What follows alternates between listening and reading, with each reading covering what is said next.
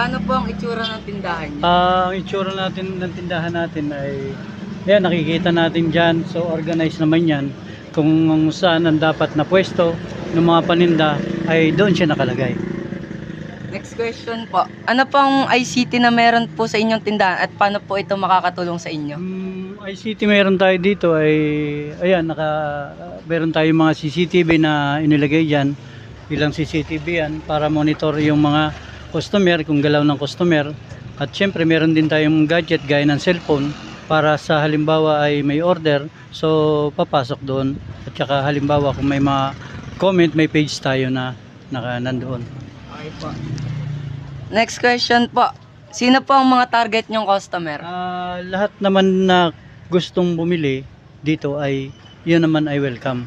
So sila may tambay, sila may pera, may wala, estudyante, lahat dito ay welcome.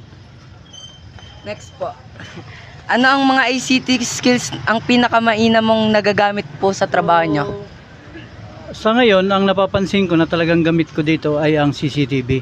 Kasi minsan ay mayroong mga nawawala ng may naiiwan.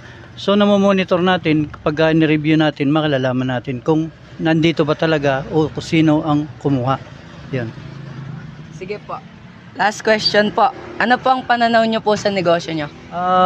Always naman, pag may negosyo tayo, kailangan ang pananaw natin ay laging positive. So huwag tayong mag-ano ng mga negative. Dapat talaga ay maging positive tayo para lumago din ang ating negosyo. Yan. Boss. Sagasaan pag humarang ka kay Sleazy. Merong dubi na dala na sobrang sticky. Pull up sa yung city, nakatikis, puro mili, dalabliki. Dalabliki, nakaipit dun sa brief. Hahawak dubi, pusitas, nakapikit. Mga low profile. Yun!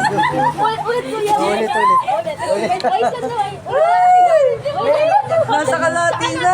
Ba't nilagyan mo dito? Ay, may natawa kasi. Hindi ba? Hindi.